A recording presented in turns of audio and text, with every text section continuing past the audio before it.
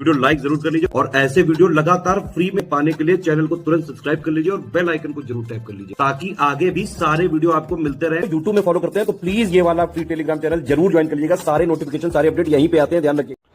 नमस्कार दोस्तों, यूपीएसआई के लिए हम लोग कर रहे हैं पीवाईक्यूज। आज हम लोग देखने वाले हैं अब अपने दूसरे सेट को, जिसमें हम लोग 40 नंबर का जो जीएस वगैरह पूछा जाता है उसको देखेंगे। ठीक है, तो मैं देखिए आपको एक वीडियो हिंदी का, एक जीएस का पहले दिया था, फिर एक हिंदी का दिया, अब ये दूसरी शिफ्ट वाला जीएस है। तो अच्छे से एनालिसिस कर लीजिए क्योंकि कई सारे सवाल इन्हीं में से ही आपको मिल सकते हैं। लगभग 20% 25% तक सवाल आपको इसी से मिल सकते हैं।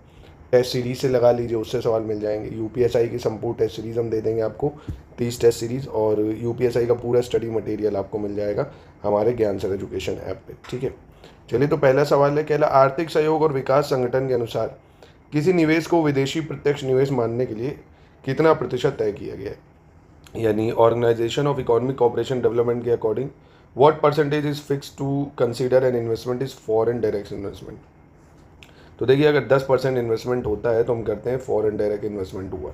ठीक है, कितना? 10%। ठीक है, किसी निवेश को विदेशी प्रत्यक्ष निवेश मानने के लिए कम से कम 10% निवेश होना चाहिए। दूसरा है, who headed the first law commission of British in India 1834। 1834 में ब्रिटिश भारत के प्रथम विधि आयोग की अध्यक्षता किसने की थी? तो प्रथम विधि आयोग की अध्यक्षता करी थी लॉर्ड मैकॉले ने। IGTV by Instagram stand for क्या है ये? तो इंस्टाग्राम टेलीविजन है, IGTV जो आप इंस्टाग्राम चलाते होंगे। फिर कह रहा है, which constitution amendment conferred constitutional status to national commission for backward class. किस संवैधानिक संशोधन ने पिछड़े वर्गों के लिए राष्ट्रीय आयोग को संवैधानिक दर्जा दिया? तो national commission for backward class को संवैधानिक दर्जा मिला 102 कॉन्स्टिट्यूशन अमेंडमेंट एक्ट से, और ये आता है अनुच्छेद 338B में आता है बैकवर्ड क्लास। ठीक है, फिर है, who was the governor of United Province after it got renamed as Uttar Pradesh. संयुक्त प्रांत का नाम उत्तर प्रदेश में बदलने के बाद इसके प्रथम राज्यपाल कौन बने थे? तो सर होमार्जी फिरोज शाह मोदी। ठीक है, जब संयुक्त प्रांत का नाम उत्तर प्रदेश हुआ तो पहले गवर्नर थे कौन? होरामजी फिरोज शाह मोदी। अगला कह रहा है, विच of the following article of Indian constitution deal with legislative relation between centre and state. केंद्र और राज्यों के बीच में संवैधानिक संबंध कौन से अनुच्छेद में दिए हुए हैं? तो लेजिस्लेटिव रिलेशन दिए 245 से 55 में। किस में दिए? 245 से 255 में। फिर कह रहा है, which among the following is one of the subject present in state list of Indian constitution. निम्नलिखित में से कौन सा भारतीय संविधान की राज्य सूची में मौजूद विषय में से एक है? तो स्टेट लिस्ट में कौन आता है? इनमें से स्टेट लिस्ट में आती है पुलिस। कौन आती है? स्टेट लिस्ट में पुलिस आती है। ठीक है, स्टेट लिस्ट में आती है। मानवाधिकार दिवस 2020, ह्यूमन राइट डे 2020 जो है ये सेलिब्रेट किया जाता है, human right day 2020। Recover better stand up for rights, recover better stand up for human rights, इसके लिए। फिर कह रहा, हु अनाउंस द वेग offer for dominion status for India in an unspecified future. Bharat के लिए अनिर्दिष्ट भविष्य में स्वतंत्र उपनिवेश के अस्पष्ट प्रस्ताव की घोषणा किसने की थी? तो डोमिनियन जो स्टेटस था इसकी जो घोषणा है वो करी थी लॉर्ड इरविन ने। फिर कह रहा, who determine the condition of service of the chairman and other member of union public service commission. संघ लोक सेवा आयोग के अध्यक्ष और अन्य सदस्यों की सेवा की शर्तें कौन निर्धारित करता है? तो राष्ट्रपति या प्रेसिडेंट निर्धारित करता है। फिर कह रहा है, द टर्म रीरा, RERA, इसका फुल फॉर्म क्या होगा? तो रियल एस्टेट रेगुलेटरी अथॉरिटी को बोलते हैं, रियल एस्टेट रेगुलेटरी अथॉरिटी। इसके बाद कह रहे हैं, in which year was NITI Aayog establish as the successor of planning commission. NITI Aayog किस वर्ष में योजना आयोग के उत्तरवर्ती के रूप में स्थापित हुआ था? तो नीति आयोग को स्थापित करा गया था 2015 से। ठीक है, फिर कह रहा, how many time the preamble of Indian constitution has been amended. तो अभी तक सिर्फ 42 कॉन्स्टिट्यूशन अमेंडमेंट 1976 हुआ है, जिसमें सोशलिस्ट, सेकुलर, इंटीग्रिटी 3 नए शब्द ऐड करे गए थे। ठीक है, एक ही बार अमेंडमेंट हुआ है। फिर कह रहा है, dash was founded in 2014 by Britain, Estonia, Israel, South Korea and New Zealand to mobilize digital technologies to enhance the quality of life of their citizen. यानी डिजिटल नेशंस जो है इसकी स्थापना 2014 में ब्रिटेन, एस्टोनिया, इजराइल, दक्षिण कोरिया, न्यूजीलैंड द्वारा अपने नागरिकों के जीवन की गुणवत्ता बढ़ाने के लिए डिजिटल तकनीकों को जोड़ने के लिए किया गया था, है ना। भारत ने भी यही तभी अपनाया 2014 से। Visuals represent of an algorithm is called. एक एल्गोरिथम के दृश्य निरूपण को क्या कहते हैं? फ्लो चार्ट कहते हैं। फिर कह रहा who was the union agriculture minister to introduce the farmer produce trade commerce bill 2020। कृषि उत्पादन व्यापार और वाणिज्य विधेयक 2020 पेश करने वाले केंद्रीय कृषि मंत्री कौन थे? तो नरेंद्र सिंह तोमर थे। फिर कह रहा निम्नलिखित में से कौन से विटामिन की कमी से रतौंधी रोग होता है जो मानव में पूर्ण दृष्टिहीनता का कारण बनता है? विच of the following vitamin deficiency cause night blindness? तो विटामिन ए, जिसको रेटिनॉल भी आप बोलते हैं, उसकी कमी से होता है। Which crop also known as golden fibre is losing its market to nylon? कौन सी फसल जिसे गोल्डन फाइबर के रूप में कहते हैं उसको नायलॉन द्वारा प्रतिस्थापित किया जा रहा है? तो गोल्डन फाइबर जूट कहलाती है। फिर कह रहे हैं in which of the following year the 10 fundamental duty was added to the Indian constitution? भारतीय संविधान में 10 मौलिक कर्तव्यों को कब जोड़ा गया था? 10 मौलिक कर्तव्य 1976 में जोड़े गए थे। ठीक है, 42 कॉन्स्टिट्यूशन अमेंडमेंट। 11वां जोड़ा गया था 82 कॉन्स्टिट्यूशन अमेंडमेंट एक्ट 2002 के थ्रू। पहले तो 10 थे, बाद में एक और जोड़ा था, वही कि 6 से 14 साल के बच्चों को भी मुफ्त शिक्षा मिलनी चाहिए। यूनियन कार्बाइड फैक्ट्री से औद्योगिक आपदा में घटित हुई थी जो भोपाल गैस ट्रेजेडी हुई थी। और कब हुई थी भोपाल गैस ट्रेजेडी? 1984 में मेथिल आइसोसाइनाइड गैस लीक हो जाने से। फिर कह रहा which constitution amendment limited the size of council of minister to 15% of total strength of Lok Sabha?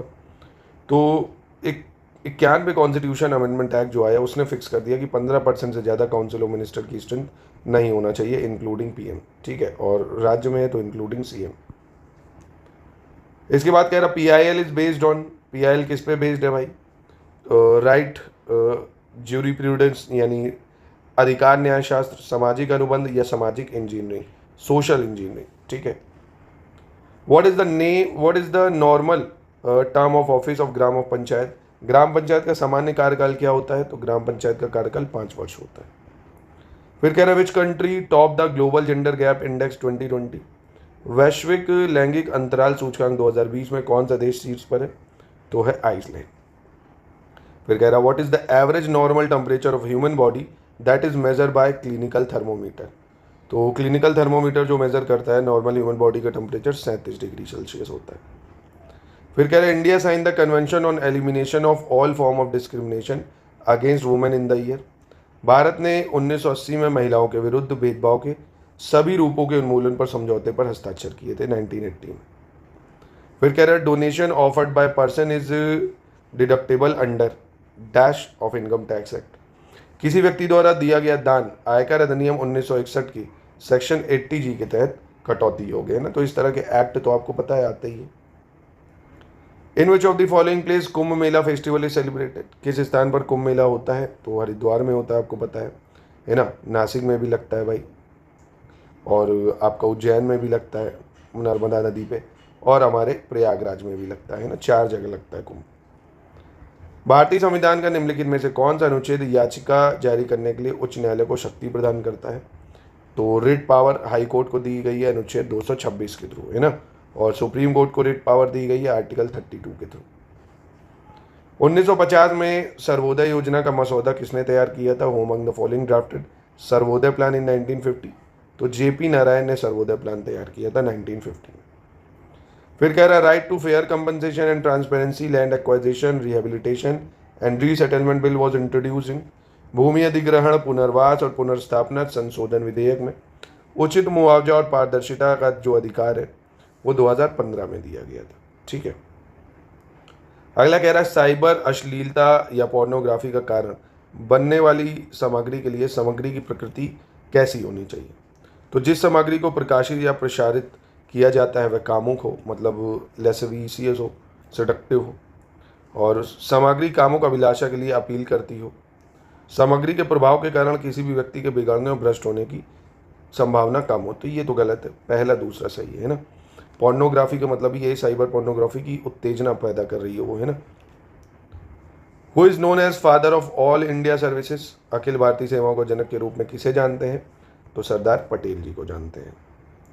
Which of the following organisation has सर्वत्र सर्वोत्तम सुरक्षा एज स्लोगन? सर्वत्र सर्वोत्तम सुरक्षा ये किसका स्लोगन है? तो नेशनल सिक्योरिटी गार्ड NSG का। भारतीय दंड संहिता की निम्नलिखित में से कौन सी धारा अपराध या राजद्रोह को परिभाषित करती है? तो जो सेडिशन है वो आर्टिकल 124A में था। Right to speedy trial of criminal offence was recognised as implicit in the broad sweep and content of article 21, यानी किस मामले में दंडनीय अपराध की त्वरित सुनवाई का अधिकार को भारत के संविधान के अनुच्छेद 21 के स्पष्ट व्यापकता और सामग्री में निहित किया गया है।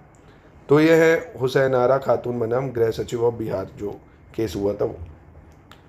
फिर कह रहा है मृत्यु या स्थायी विकलांगता के मामले में मुआवजे का दावा करने का अधिकार मोटर वाहन अधिनियम जो 1988 कौन सी धारा में? The right to claim compensation for death और permanent disablement is deal under article 141 of motor vehicle act 1988।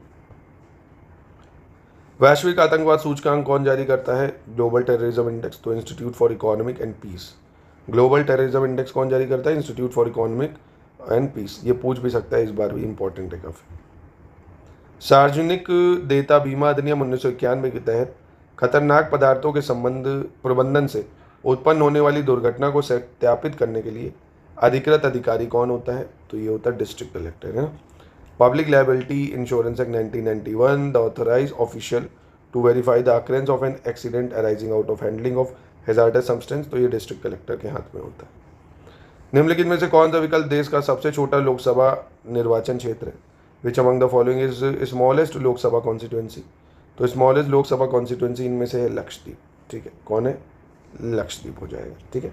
तो इस तरह के आप देखिए 40 प्रश्न आपसे पूछे जाते हैं जिसमें बेसिकली जीएस का डोमिनेंस ज़्यादा रहता है ना, लॉ वगैरह कम होते हैं। तो आप प्लीज़ इसी तरह से अपनी तैयारी करिए, अभी से अपनी तैयारी करना शुरू करिए, तभी आप कट ऑफ को क्लियर कर पाएंगे। 130 का टारगेट लेके चलिए, यूपीएसआई का कट ऑफ निकालने के लिए आपके लिए इतना इनफ होगा। अच्छे से पढ़ाई प्लीज़ करते रहिए, कम से कम इस साल अच्छी वैकेंसी है तो एक अच्छी पोस्ट आपको मिल जाएगी।